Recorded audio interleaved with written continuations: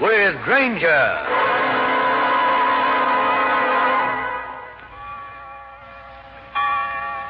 Don, can you see her? Yes, she's walking down the hall. Do you think she saw us? No. She's opened the outside door. We've got to stop her. That balcony overlooks the beach 60 feet below. Hurry, Mary. Wait. She's standing at the railing. I know. I wonder what we should do. Go out and get her back inside, of course. Suppose she happens to be sleepwalking.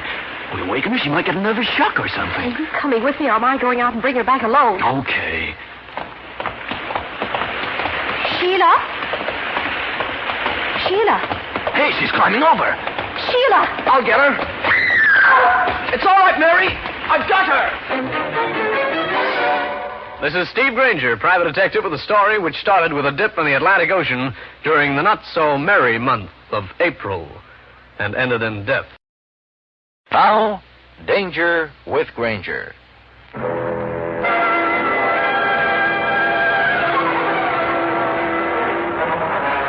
This is Granger, out on Long Island at the home of James Randolph. It's a cute little bungalow of about 14 rooms located on the top of a cliff overlooking the ocean. I'm here because of Mr. James Randolph himself, a man with quite a problem on his mind. I'll be brief, Mr. Granger. I need someone to keep an eye on my wife for a few days until I complete some arrangements. Arrangements? Sheila, my wife, is suffering from an extreme mental depressiveness.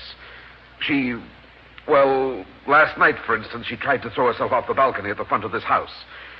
Her sister and a friend stopped her.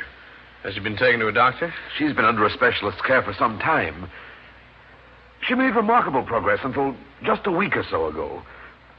Then she suffered a complete relapse. The arrangements I mentioned are being made with the rest home. I feel that we here at the house can no longer take care of her. Uh-huh. I've had very little sleep recently. It's hard when a man knows his wife is trying to kill herself.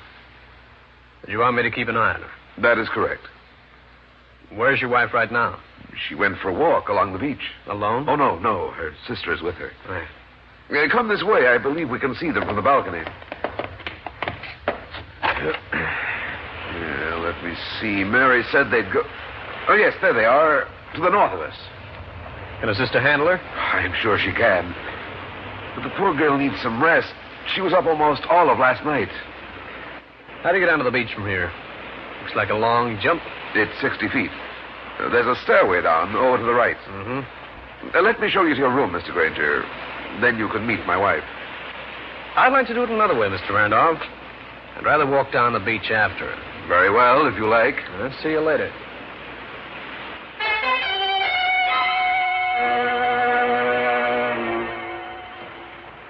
This was the long stairway Randolph had indicated, a winding affair that hung close to the cliff on its way down. Far up the beach, I could barely make out the two women. The going was slow in the deep sand. The little trickles of it ran into my shoes. The distance between me and the two women lessened. One was skimming flat rocks out over the broad Atlantic. Then it happened. The other woman deliberately ran into the boiling surf. Help! Help! By the time I got there, the second woman had gone out into the water after her sister. Help! Help! Hang on! I'll be with you in a second.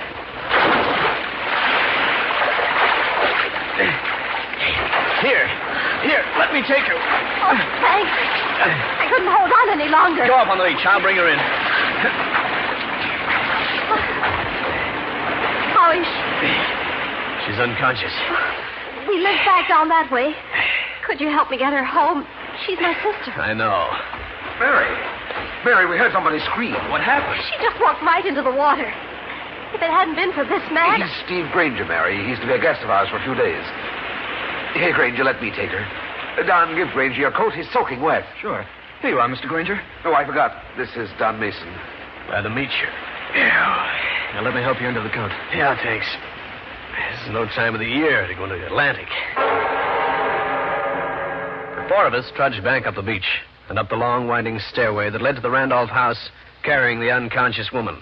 When we arrived, the others took care of Sheila Randolph. I got a shower and some dry clothes, after which Mary, the sister, brought me something else. I thought this might warm you up, Mr. Granger. Why, thanks, Mary. It's very thoughtful of you. And, very excellent scotch. Thanks again. Don't mention it. Say, I wanted to ask, who is Don Mason? An old friend. Oh? Does he stay here? He comes down from New York whenever he can. Boyfriend of yours? We went to school together. I see. Mr. Granger, you're not interested in Don Mason, but you are interested in something else. Yeah. Just exactly what happened down on the beach, Mary? How did this thing start? Sheila and I had gone for this walk. She suddenly ran into the water. I called for help and went in after her. She a good swimmer? One of the best. Did she, try to get away from you when you ran into the water? It looked like you were having quite a struggle. I was. She turned around, if you remember, and had me by the throat. You were free when I got there. I used an old life-saving trick. I put both my hands under her chin and pushed upwards. It broke the stranglehold. Then she fainted. Mary, let me take a look at your throat. Of course. Mr. Granger, are you intimating that I'm lying about what went on down there? No. I was just looking for bruises. The girl threw me a look that singed my hair and stalked out of the room. After a minute, it seemed like a good idea to see how Mrs. Randolph was feeling. But on my way, a roadblock came into sight. A roadblock named Don Mason. Granger, I want a word with you. Go right ahead, Don. You intimated that Mary lied about what happened on the beach. Did I? I'll have you understand that Mary doesn't lie. Another thing, she's devoted to her sister. So because you have the typical mind of a private investigator, I'm letting you know. Stay away from Mary. Are you, finished now? Just mind what I told you, that's all. Or you'll have me to handle, not a defenseless girl. I'll continue with this interesting story in a minute. Now we return to Danger with Granger.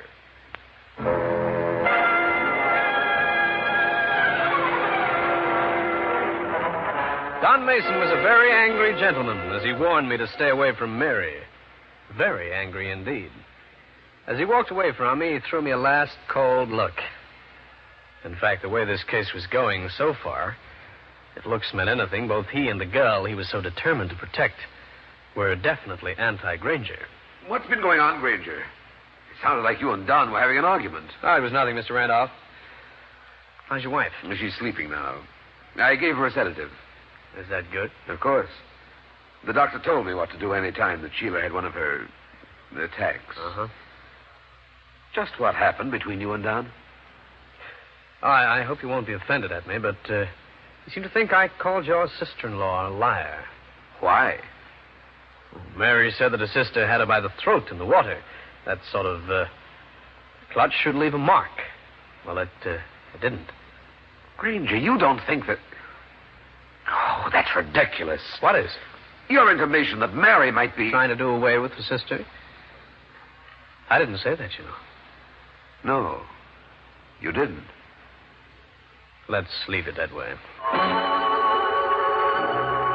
I left Randolph and went down to the beach. I wasn't very hopeful about finding any clues on the water-swept sand, and I was right. There wasn't a sign of anything. I moved back up the beach to the stairway. An old man crouched there, peering at me from under bushy white eyebrows. Guess you didn't find anything, did you? What makes you think I was looking for anything, old-timer? I seen it happen. I saw her run into the water. Darn fool stunt that was. Yes, it was. But you still haven't told me why you think I was looking for something. You can't fool me, young fella. I know why you're here. I heard him make the call. Oh? You're a member of the house, so you're a relative? Well, you might say that, then you might not. Right now, I'm a sort of gardener around here. Oh, I see. Work for the Randolphs for long? No, longer than Randolph's been around. And they can't do nothing about it, even if they do want to fire me. Fire you? I was provided for in the old man's will. Sheila and Mary's papa. And it sure makes him mad. As long as I'm around, I'm going to be around here. You act like you don't like the family. Lots of strange things going on. Lots of things never happened when the old man was alive, like the voices. Voices? What voices? The ones I heard in the house. I told Mrs. Randolph about them, and now they won't let me inside anymore. Where did you hear these voices, old-timer? I'm not going to tell you that right now, because I got to talk to somebody else first. Who? I'll meet you back here in a little while. Then I'll tell you. The old-timer could have been a harmless old man with an overworked imagination, but then again, maybe not. Back in the Randolph house, I found a telephone with no one around. I dialed Cal Hendricks' number in New York.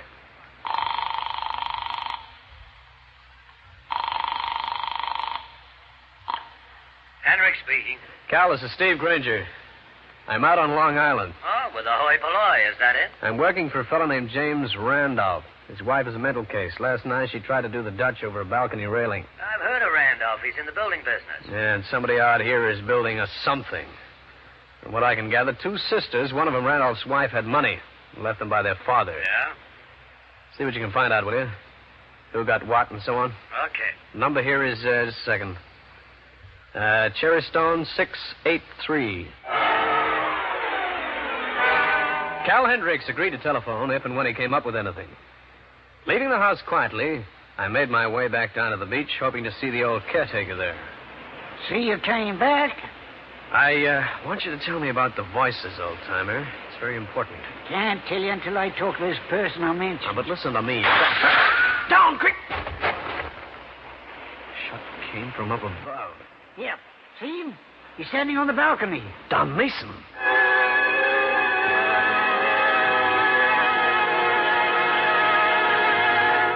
Things had started to hum. A bullet in particular. And standing at the top of the staircase that led down to the beach was Don Mason, with a gun in his hand. Seemed to me he was making it pretty obvious how much he disliked having me around. In just a moment, I'll bring you the climax of the case.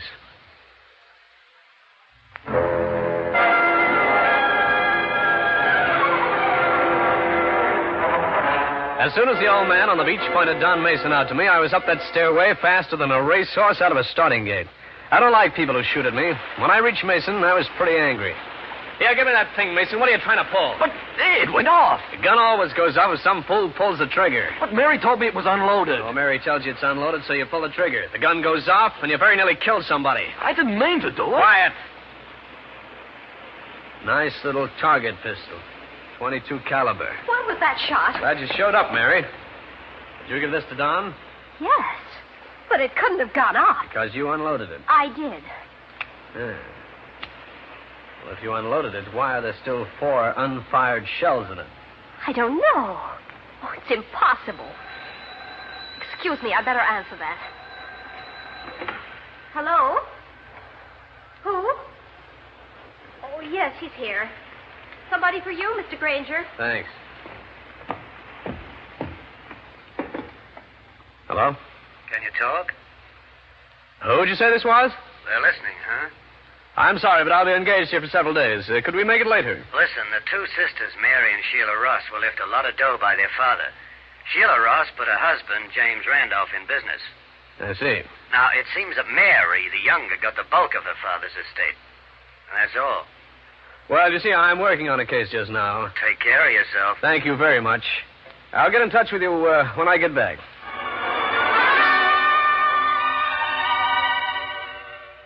Granger, my wife is terribly upset. That shot aroused her.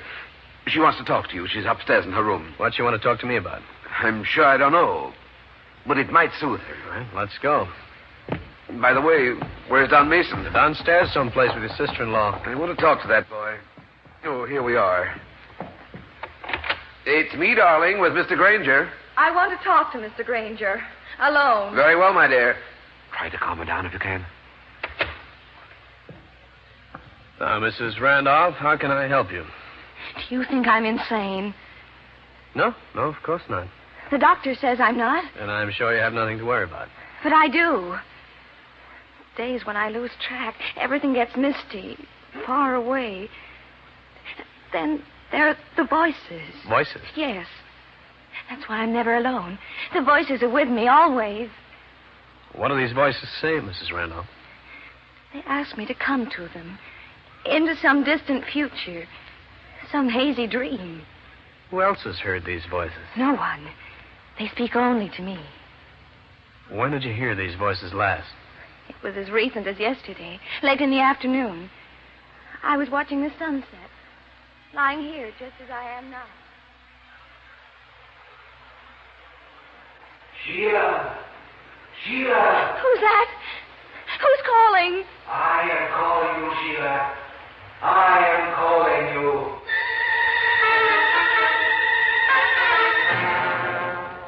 It's just the way it happened yesterday. But yesterday wasn't the first time? No. I hear the voices almost every day. I lie here and wait and wait, and I can't stand it anymore. I've got to get out of here. Take it easy. Randolph! Randolph! For heaven's sake, Granger, what's this? The voices. Voices. Sheila, you must lie down. You mustn't excite yourself this way. I'll give you another sedative. Here's some water. Now, lie back, please, darling. Oh, very well. She'll be asleep in a few minutes. She's still going on about those voices. Randolph, I've got a hunch that she really heard voices at one time. As soon as she falls asleep, I'd like to search this room. Do anything you wish, Granger. Because if somebody in this house is harming my wife, there's going to be trouble.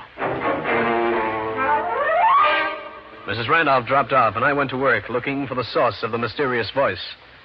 But the only thing in the room that aroused even the faintest suspicion was the heating system. It was forced air, and the heat came out through a grill near the ceiling. I locked Mrs. Randolph's room and prowled down to the basement. This was it, the heating system with it. A typical forced air device. Every air duct that led upstairs got a scrutiny, and every one turned out to be airtight. There was no way a person could talk into them. No way at all. Then suddenly I heard... I raced up the stairs to the main floor, where the shots had seemed to come from. Granger! Granger, did you hear them? I certainly did. Notice where they could have come from? I'm not sure, but they seem to come from out there. All right, come on. Uh-oh. Look. It's old Jeremiah, the caretaker. Uh-huh. Better get the police down here. But Granger... He's dead. Call the police, Mr. Randolph. That's the law. But Granger, really... A man can't shoot himself in the back unless he's a contortionist. Very well, I'll call them. And if you see Don Mason, tell him I want him. Don? Mr. Randolph, the wounds in the old man's back are tiny. They could have been made by a .22. And the last time I saw Don Mason, that's what he was carrying. Randolph got on his way inside to the telephone. While waiting for the police to arrive, I decided to go back to Mrs. Randolph's room to look for that mysterious voice again. This was her bedroom. It was possible that the shots had wakened her, but watching her soft breathing made it obvious that she was still under the influence of the sedative her husband had given her. Then I got an idea. Nobody had told me who occupied the room next door, but I went there. Inside, I looked around for a heating grill, such as the one in Mrs. Randolph's room. There was one over a closet door. The closet was filled with clothes, which I pushed aside. Then I saw a tiny metal panel put there, no doubt, to examine the heating ducts. 4 screws held the panel to the wall. These I unscrewed. Peering inside again brought no signs of anything wrong, except one. The panel, the inside of which should have been covered with dust, brought up by the heat, was clean and shiny. What are you doing in there, Ranger? Why, hello, Mr. Randolph. I was just looking around. Come out of there. Sure. Be glad to. What's that you've got? Oh, just a little panel I took off the wall. Give it to me. You have no right to do things like that. I think we'd better keep this until the police show up. You see, I have an interesting theory about your wife's voices. Oh? You see, Randolph, if someone removed this little panel, and the screws make it easy, that someone could talk into the aperture. I'm sorry, Granger, but you're going to put up your hands. Very interesting. A .22 caliber pistol. Which makes it logical for you to have shot the old man. Does it? Because he knew about this panel and the way you were talking to your wife. What were you trying to do? Scare her to death so you could inherit her estate? You're very clever. Don't get ideas about that gun, Randolph. The police are on their way. If you called them. I did. And when they arrive in 10 minutes, they'll come in handy, too. I'm dead, is that it? I employed you to guard my wife. Instead, I found you rifling my room. There was a struggle for this gun. I shot you. Highly convenient. How are you going to explain the old man outside? He spied on you. He ran to find me. You shot him. But you have the gun. You had it. In the struggle in this room, I took it away from you. I don't believe that fantasy will gel, Randolph. James Randolph was so interested in taunting me, he didn't hear the soft steps of his sister-in-law, Mary Ross. She stood for a moment, wide-eyed and disbelieving, then moved forward. James, put up your hands. Hey, walk in there. Thanks, Mary. My own brother-in-law. A killer. Yeah, Mary. But there's more to this shenanigan than this. Now, tell me what you know before the cops show up. We tied up James Randolph, locked him in the closet. Then Mary mentioned a few things that put an entirely different light on the situation. After which, we moved to his sister's room. But, Mr. Granger, she's still under the effects of a sedative. 2 will get you 10, she isn't. Don't come near me. I'll jump right out of the window. Go ahead. What?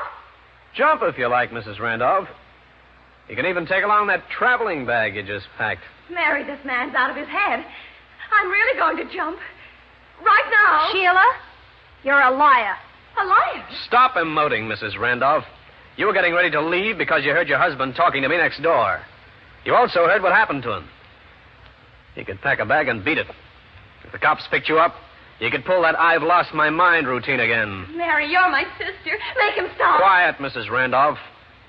Mary let the cat out of the bag when she mentioned that you had asked her for part of her share of the estate. I did not. You certainly did. When Mary turned you down, you had an idea. You and your husband.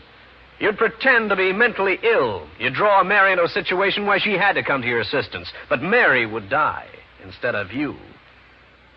You tried it down there on the beach. You're lying. Get out of the way. I've got to get to my doctor. I'm completely unnerved. You never had a doctor. That was just pretense on your part and your husband's. That'll be the police. Pick up your bag, Mrs. Randolph. You can use the contents in your cell. Get out of my way. Hey! Catch her. She's running towards the staircase. Sheila, the stairs.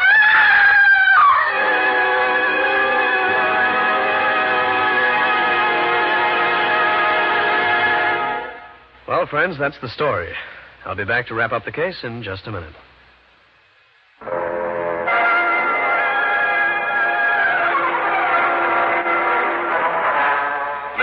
Randolph tripped over the first step and fell to her death on the beach. The police took charge of James Randolph.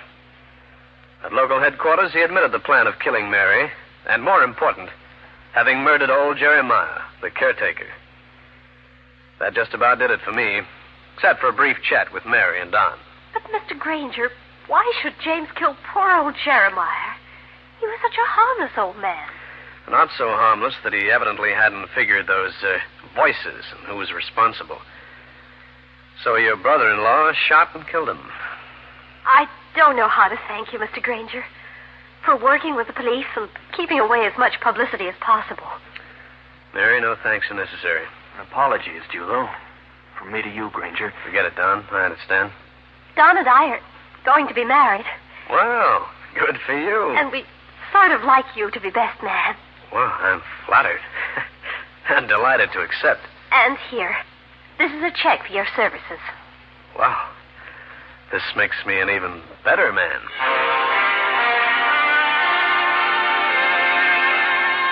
Steve Granger again. You've just heard one of the most interesting cases in my files. And I'll have another one for you.